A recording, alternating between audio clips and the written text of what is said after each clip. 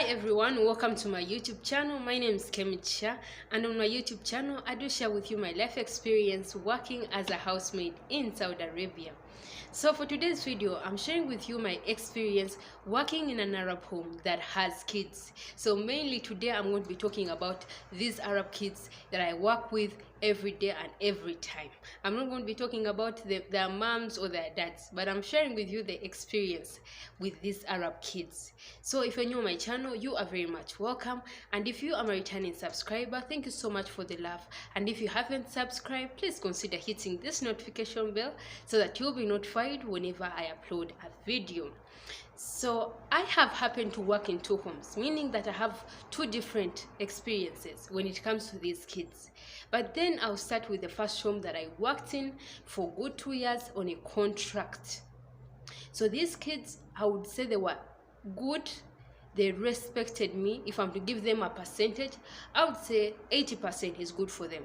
The 20% is for always dropping the cautions. Whenever I arranged the room, they would leave whatever they have ate on the tables, maybe like these crisps bags, the box of juice, like that. They always messed up the sitting room. But they were really caring, they were sharing, they were understanding, they were friendly. Like, they were very friendly. Even the very first time I came, when I was picked at the office, my madam came with her young daughter, and she was all smiling. When I reached home, they were all smiling from the day I started to the day I ended. So someone may ask me, if they were really good, then why did you change to another Arab home? My only problem was with their grandmother. She would shout on top of her voice, and she'd be like, I'm giving you 900, but you're not doing anything. So when I was almost finishing the contract, they told me they were going to increase my salary. So I was like, if she has really been torturing me at 900, then what about if she gives me 100, 1,200, or 1,300? She's going to torture me much. So I was like, I'm going to change to another home. But I really loved these kids. They were understanding. They never poured water. They never pulled my clothes. They never slapped me. They were kind. I would say they were 80% good. What I learned about these Arab kids is that they can be a way to success in an Arab home, or they may be a way of failure in an Arab home. Once you love these kids and also love you, also their parents are going to love you, meaning you're going to stick in the house. Whether for the good 2 years or 3 years, or increase to 4 or 5, you are going to be there. But as long as these kids mistreat you and you also hate it, then you're out, even in 1 month, 2 months, like that. So these kids were really good. I enjoyed my first experience with these kids, and I really miss them. If I could see them again, I would do it. They were really nice kids. I don't regret ever working for them. My only problem was with their grandmother, but she wasn't the worst person. The only problem was that she used to shout a lot. Then my second experience, I'm having it at my workplace. So at my workplace, I do have different kids. Some come every day. Some come once in a while, once in a month. Some I stay with them permanent, they're like permanent residents of the house. So I'm going to be talking mainly on the permanent residents, these kids that I always stay with year to year.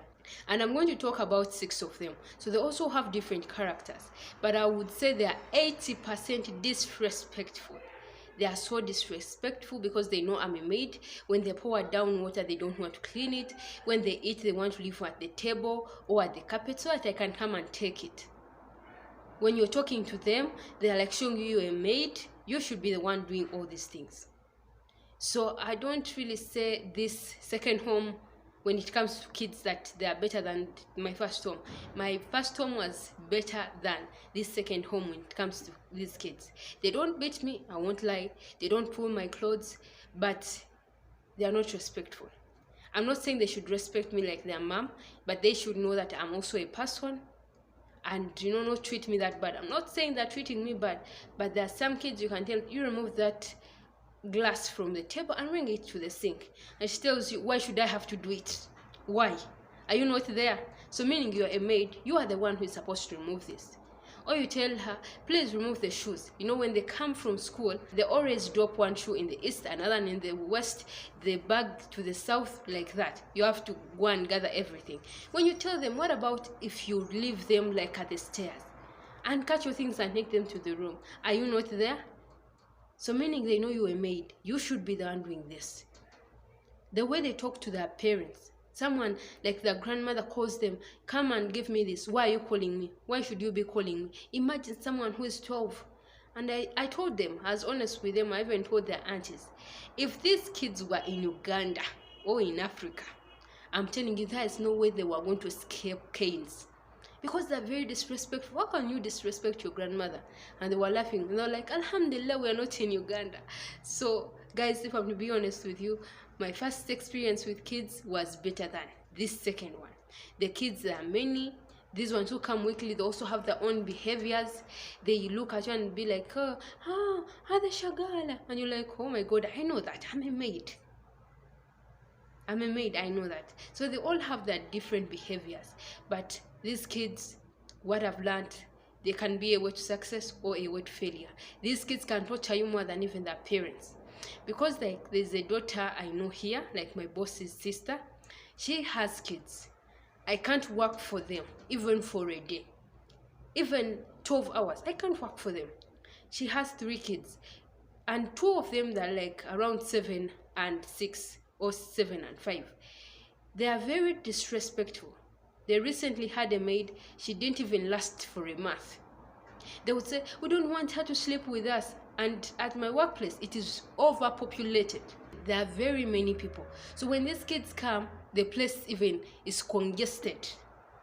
So the kids were like, we don't want to sleep with this housemaid in the same room. They would carry the blanket and throw it outside, the pillow outside. They tell their mom, we don't want to sleep in the same room with this housemaid. And their mom will be like, it's okay, everything is going to be okay. I would say in my mind, there is no way I can work for you, even an hour. I can't. Then the kids, they would be kicking this girl that was working for them as a housemaid. She didn't last for a month. So their mom was like, Kemi, do you have a friend so that you can help me and get for me one? I was like, I don't have a friend. None of my friends wants a job. Because I know none of my friends can even last with these kids for even an hour. No one. They are so disrespectful. They are very young. And what they order is what they get. Their mother does not discipline them and you have to respect this person. Even though she's a housemaid, respect her. They come kicking, they come throwing water on her. She also left. She didn't spend a month. These Arab kids have different characters, different behaviors compared to us, the Africans.